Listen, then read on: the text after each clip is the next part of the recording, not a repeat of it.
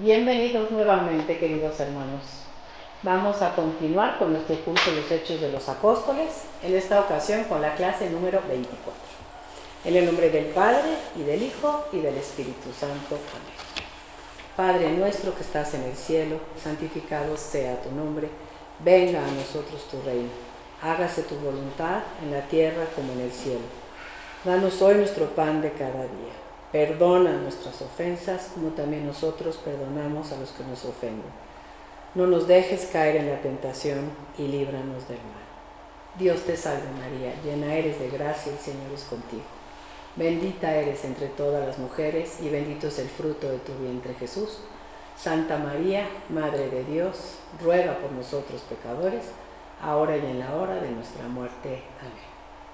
Gloria al Padre, al Hijo y al Espíritu Santo, como era en un principio, ahora y siempre, por los siglos de los siglos.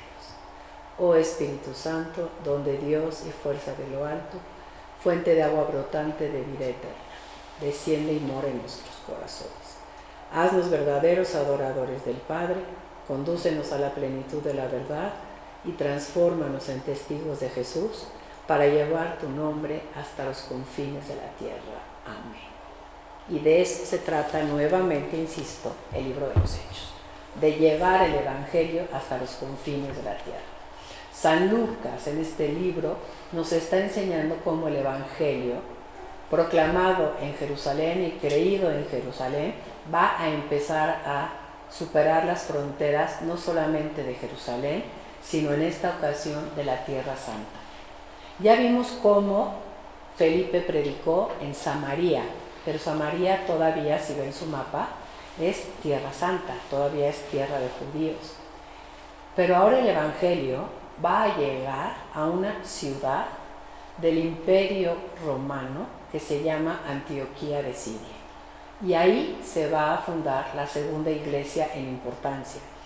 La clase anterior leímos que había muchas iglesias y en la clase antepasada veíamos que había un texto que decía las iglesias de Galilea, de Judea, de Samaria, gozaban de paz. O sea, ya había pequeñas comunidades que se reunían en torno al Señor en distintos lugares de la Tierra Santa. Pero ahora el Evangelio, que es para todos los hombres, va a salir de las fronteras de la Tierra Santa y va a llegar al mundo romano. Vamos a introducir este nuevo tema que se va a llamar la fundación de la Iglesia de Antioquía, con un texto que está en nuestro libro, en la página 101, y dice así: la fundación de la Iglesia de Antioquía, la primera donde predominaron discípulos venidos de la gentilidad. Pensemos que en Jerusalén predominaron siempre discípulos cristianos venidos del judaísmo, pero en Antioquía predominaron los discípulos venidos de la gentilidad. Fue un acontecimiento de importancia capital. Vamos a situarla por los años 38-39. Les he dicho varias veces, es bueno en nuestro libro de los Hechos de los Apóstoles, junto a los textos que vamos estudiando, tratar de poner la cronología para ir viendo cómo se va desarrollando el cristianismo a lo largo del tiempo. En este momento, si ustedes tienen su capítulo 11, en el versículo 19, yo les aconsejo que ahí escriban años 38-39. Antioquía, llamada Antioquía sobre el río Orontes, era la capital de la provincia romana de Siria. Les recuerdo que el Imperio Romano había dividido su territorio en provincias y una de ellas era la provincia de Siria. Era la tercera ciudad del imperio después de Roma y de Alejandría. Y en este momento de nuestro estudio, aquí va a llegar el Evangelio. Vamos entonces a nuestro texto en el capítulo 11 del libro de los Hechos, a partir del versículo 19. Y vamos a ver cómo en un primer momento los predicadores cristianos que van a salir de Tierra Santa van como a seguir el mismo método que ellos recibieron, que habiendo sido en su mayoría judíos primero, recibieron la fe cristiana. Y entonces van a predicar en primer lugar a los judíos y después ya vamos a ver en el siguiente versículo cómo también se le va a predicar a los griegos. De manera que estamos en Hechos 11, 19. Dice así: los que se habían dispersado a causa de la persecución originada tras la muerte de Esteban, llegaron en su recorrido hasta, y es bueno que tengamos el mapa para que veamos, llegaron hasta Fenicia, Chipre y Antioquía, sin predicar la palabra a nadie más que a los judíos. ¿Quiénes son estos que se habían dispersado a causa de la persecución originada tras la muerte de Esteban? Si recuerdan, en el capítulo 8, en el versículo 1 dice: aquel día se desató una gran persecución contra la iglesia de Jerusalén.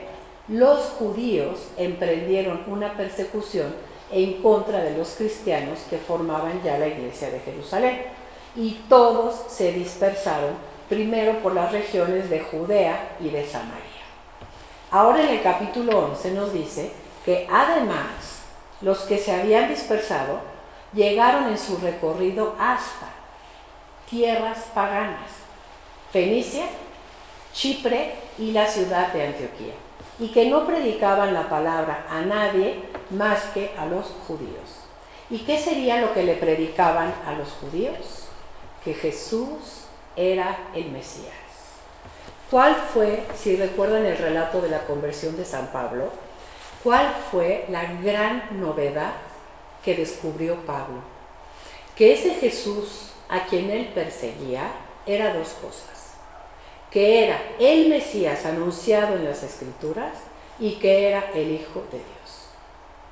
Pero lo primero que podían anunciar a los judíos era que era el Mesías, no porque no pudieran anunciar directamente que era el Hijo de Dios, pero empezaban como de lo más bajito a lo más elevado. Este Jesús es el Mesías anunciado por las Escrituras y ya es algo enorme lo que te tengo que decir, y luego ya te anunciaré que es el Hijo de Dios. Pero muchas veces la evangelización a los judíos, vamos a leer a lo largo del libro de los Hechos, era enseñarles que Jesús era el Mesías y lo demostraban a través de las Escrituras. Pero viene el versículo 20, y en el versículo 20, del 20 al 24, viene lo que se llama la evangelización a los griegos. Fíjense cómo dice: pero había entre ellos algunos chipriotas y cirenenses que al llegar a Antioquía le hablaron también a los griegos y les anunciaron la buena nueva del Señor Jesús. Vean cómo nunca dice, les dieron clases de religión, les dieron diplomados de Biblia, les anunciaron una buena nueva. Siempre tengan en su mente esa imagen de un heraldo de la antigüedad que llegaba a la plaza de un pequeño pueblo con su trompeta y tocaba, y entonces toda la gente salía a escuchar esa proclama. ¿Y qué es lo que nos tiene que decir? O sea, ¿qué manera tenían estos apóstoles, estos primeros predicadores, de presentar a Jesús? Que la gente se congregaba, iban a escuchar una buena nueva. El Señor les daba fuerzas para tal cometido, y un crecido número recibió la fe y se convirtió al Señor. ¿A quién se convierten? Al Señor, no a los predicadores. El centro de la predicación es Jesús y la conversión tiene que ser a Jesús. Vamos a leer un texto de nuestro libro bien importante. Fíjense bien. Les predicaban la buena nueva del Señor Jesús. No dice les predicaban que Jesús era el Mesías, porque los griegos, ¿qué sabían del Mesías? Imagínense el camino tan lento y tan tardado que hubiera sido decirles a los pobrecitos habitantes del mundo griego romano que no eran judíos: le voy a dar primero una clase de judaísmo, le voy a enseñar quién era el Mesías, y ahora le voy a enseñar que ese Mesías de los judíos es Jesús. A los griegos mejor les anunciamos directito, y como dice, la buena nueva del Señor Jesús.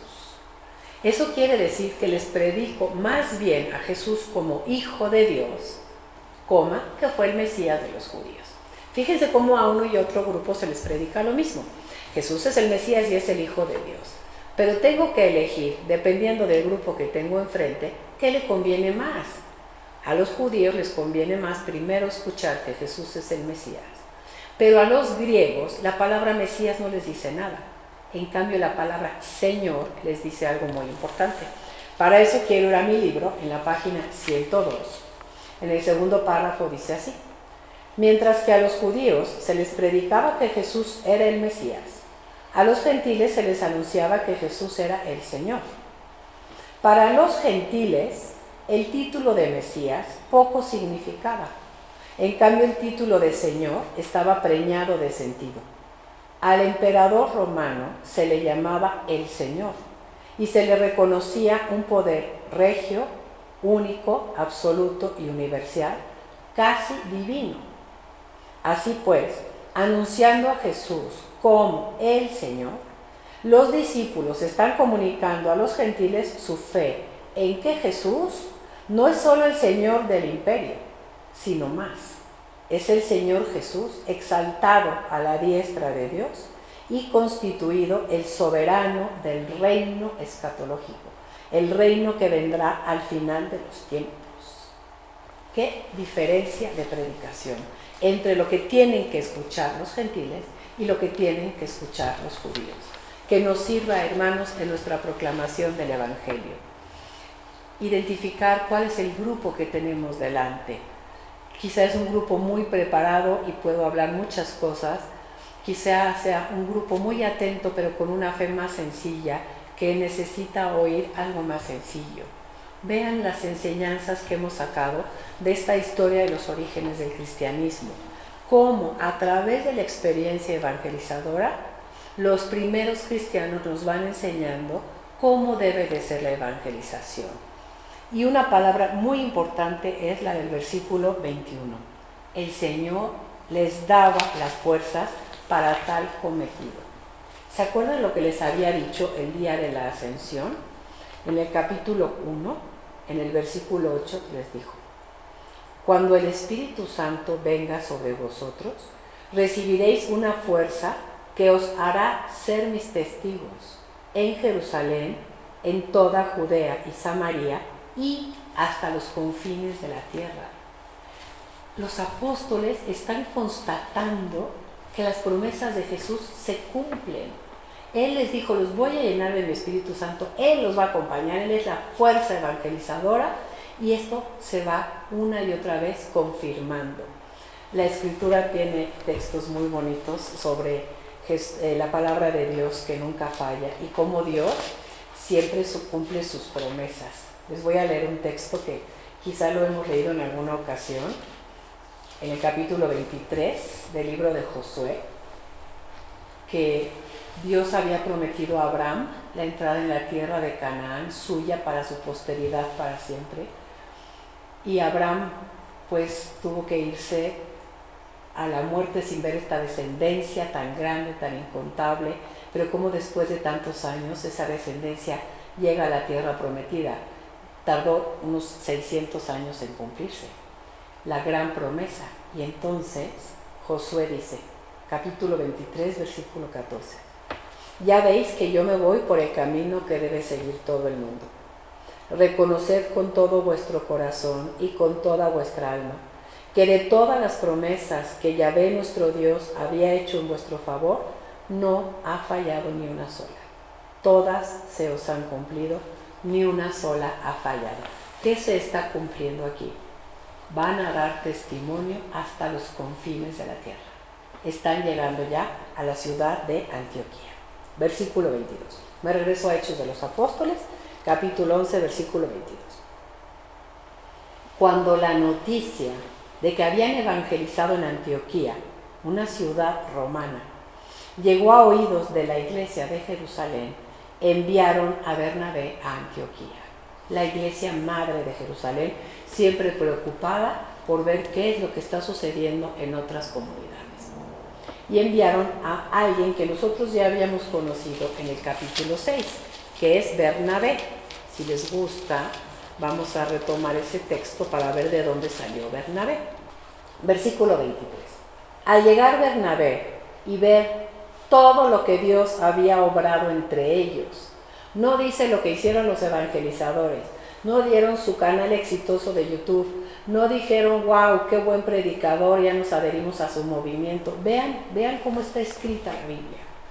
Al ver Bernabé lo que Dios había obrado a través de esos instrumentos de su elección, se alegraba y exhortaba a todos a permanecer unidos al Señor, con firme propósito, porque era un hombre bueno, lleno de Espíritu Santo y de fe. Vean las cualidades de Bernabé.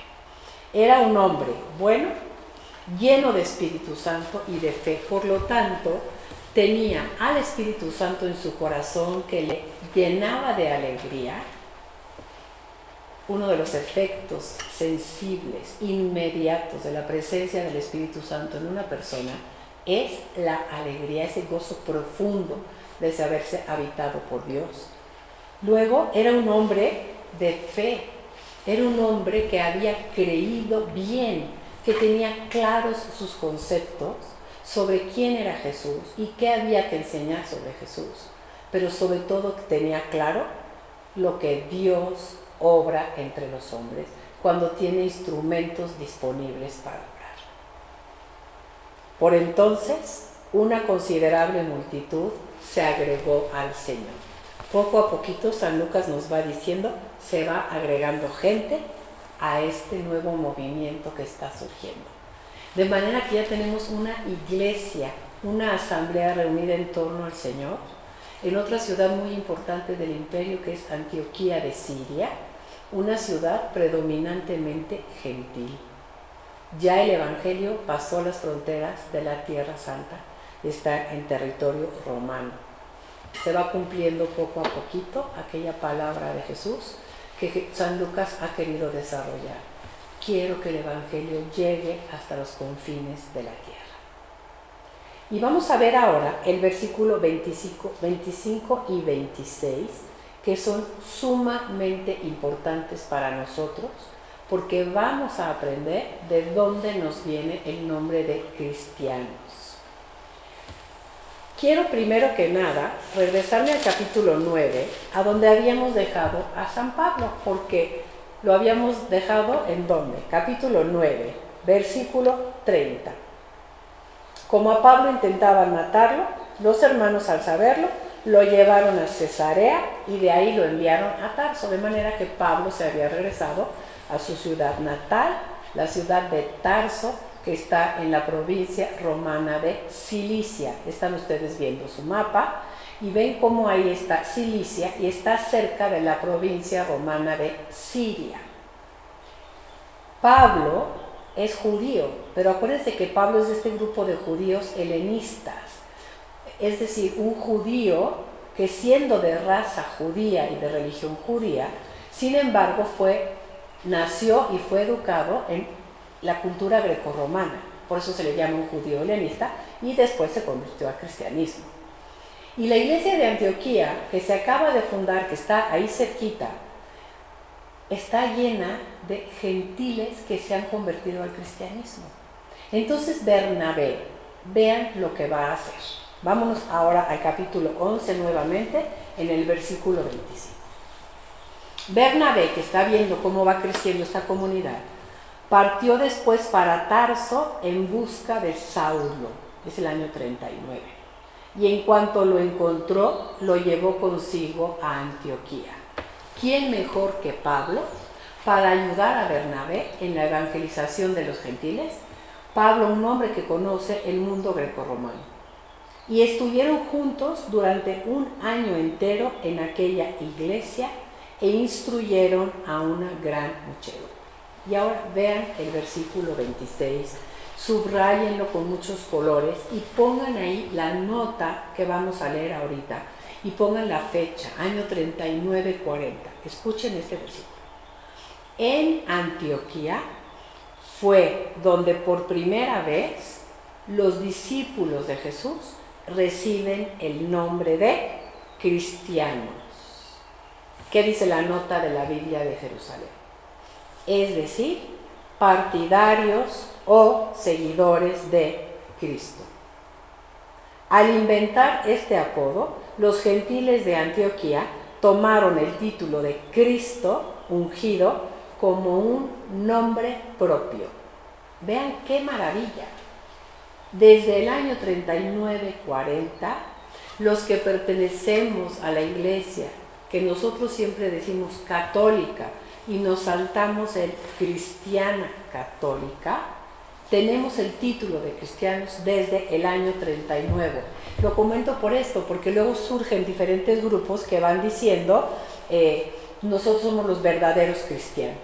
Y no, realmente nosotros debemos de defender ese título porque, en mi opinión personal, es más grandioso, de mayor privilegio, el título de cristiano que el de católico. Porque cristiano hace directamente referencia a mi adhesión a Cristo. Y después católico es que pertenezco a esta iglesia que fundó Jesús de carácter universal, que es la Iglesia Católica. Pero primero soy cristiano, seguidor de Cristo en la Iglesia Católica. Recuperemos este título, hermanos. Somos seguidores de Cristo. Vamos a leer ahora en nuestro libro, en la página 103, una nota sobre esto. Dice así: fue en Antioquía donde por primera vez se dio a los discípulos el nombre de cristianos. Probablemente sean los gentiles los que pusieron ese nombre como apodo a los seguidores de Jesús, porque los judíos confesaban que ese Jesús era el Mesías, en griego el Cristo, o por supuesto son judíos convertidos al cristianismo. La aparición de este título en Antioquía hace pensar que en ese ambiente la nueva religión no aparece ya como una secta judía, sino como un grupo religioso nuevo e independiente que se reclama de Cristo. Vuelvo a leer esto porque es muy importante. Poco a poquito en el libro de los Hechos vamos a ir viendo cómo se separó el judaísmo del cristianismo, cómo fue que llegaron a entender todos, judíos y gentiles y cristianos, que eran dos religiones totalmente, no totalmente diferentes, pero que no eran lo mismo. Leo: la aparición de este título en Antioquía hace pensar que en ese ambiente la nueva religión no aparece ya como una secta judía, sino como un grupo religioso nuevo e independiente que se reclama ¿de quién? De Cristo. Seguimos adelante. Vámonos ahora a un episodio muy simpático. Capítulo 11, versículo 27. Dice así: por aquel entonces bajaron unos profetas de Jerusalén a Antioquía. Fueron de Jerusalén a Antioquía. Uno de ellos se llamaba Ágabo. Movido por el Espíritu, se levantó y profetizó que una feroz hambruna azotaría toda la tierra. Fue la que hubo en tiempos de Claudio. Los discípulos determinaron enviar algunos recursos según las posibilidades de cada uno para los hermanos que vivían en Judea. Así lo hicieron y se los enviaron a los presbíteros por medio de Bernabé y de Saulo. Vean este carisma profético. Bajaron unos profetas de Jerusalén a Antioquía. Y quiero reflexionar mucho sobre esto porque vamos a ir viendo también en el libro de los Hechos cómo Dios va regalándole a su iglesia los carismas que se necesitan en cada momento. Estamos en los primeros años del nacimiento del cristianismo y usemos la imagen de San Pablo, que piensa en la iglesia como un edificio. Hay que poner un fundamento, una piedra de fundamento, hay que colar la losa. Ese fundamento eran personas humanas que necesitaban recibir de Dios un don para poder hacerlo. Y estos dones que van a ser fundamento en los primeros siglos de la iglesia fueron el ser apóstoles, pero va a haber otros dos. Aquí estamos viendo los profetas y más adelante vamos a ver en el capítulo 13 que también había maestros. ¿Por qué Dios suscitó esos carismas? porque ¿quiénes eran los que podían poner las bases de esta nueva fe? Primero, los testigos calificados, aquellos que vieron y oyeron al Señor, que como nos había dicho Pedro, que comimos y bebimos con Él, testigos oculares de su vida, de su muerte y de su resurrección. Después, profetas. Recordemos quiénes son los profetas. Un profeta es una persona tomada por Dios, a la que Dios le comunica una palabra, y esa palabra es para la comunidad, no es para el profeta. Entonces, este carisma profético que existe, si se acuerdan, desde el Antiguo Testamento, continuó en la Iglesia Apostólica. Quiero leer con ustedes como que el texto base de lo que es el profetismo en el Deuteronomio, en el capítulo 18, porque este episodio es sobre un profeta que se llamaba Ágabo. ¿Qué es un profeta? Hay que tenerlo muy claro. Dice el Deuteronomio en el capítulo 18, en el versículo 18. Dios hablándole a Moisés: yo les suscitaré de en medio de sus hermanos un profeta semejante a ti. Pondré mis palabras en su boca y él les dirá todo lo que yo le mande. ¿Quién es un profeta? Alguien en quien Dios pone sus palabras y que le dice al pueblo todo lo que Dios le mande. Y así tuvimos toda una larga historia de profetas en el Antiguo Testamento. Y nos podríamos preguntar, bueno, en la iglesia, ¿desaparecería ese carisma profético? Y la respuesta es no. Incluso vamos a ver cómo nos va a decir ahora la nota que vamos a leer de la Biblia. Hay más profetas en el Nuevo Testamento que en el Antiguo. Entonces, quiero leer con ustedes la nota del capítulo 11, versículo 27. Primero voy a leer el versículo y después leo la nota. Por aquel tiempo bajaron unos profetas de Jerusalén a Antioquía. Y la nota del capítulo 11, 27, inciso A, es súper buena, muy explícita de lo que es el carisma profético. Como los profetas del Antiguo Testamento, los del Nuevo Testamento son hombres carismáticos. Carismáticos quiere decir que han recibido de Dios un carisma, una gracia, que hablan en nombre de Dios bajo la inspiración de su Espíritu. Incluso hay en la Nueva Alianza una más amplia efusión de este carisma y todos los fieles se benefician de él oportunamente. ¿Por qué? Porque todos los bautizados, nos va a decir San Pablo, hemos sido injertados en Cristo Jesús, Rey, sacerdote y profeta. Y por lo tanto, siendo el cuerpo de Cristo, somos lo mismo que es la cabeza. Entonces, el carisma profético es una participación de ese don tan grande que es Jesús profeta, que Dios dio a algunos miembros de su comunidad para ir haciendo que el Evangelio se expandiera. Y entonces tenemos este episodio de Ágabo que va de Jerusalén a la iglesia de Antioquía, y vean cómo ya tenemos profetas en Jerusalén y tenemos también profetas en Antioquía. Y terminamos con este detalle. Los discípulos, como supieron de la hambruna, enviaron recursos según las posibilidades de cada uno para los hermanos que vivían en Judea. Las iglesias nacen solidarias. La iglesia de Antioquía, formada en su mayoría por cristianos venidos de la gentilidad, va a enviar recursos según las posibilidades de cada uno para los cristianos de Jerusalén. Por favor, tomemos en cuenta todas estas notas.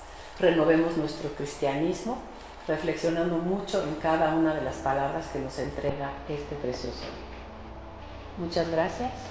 Hasta la próxima. Alabado sea Jesús.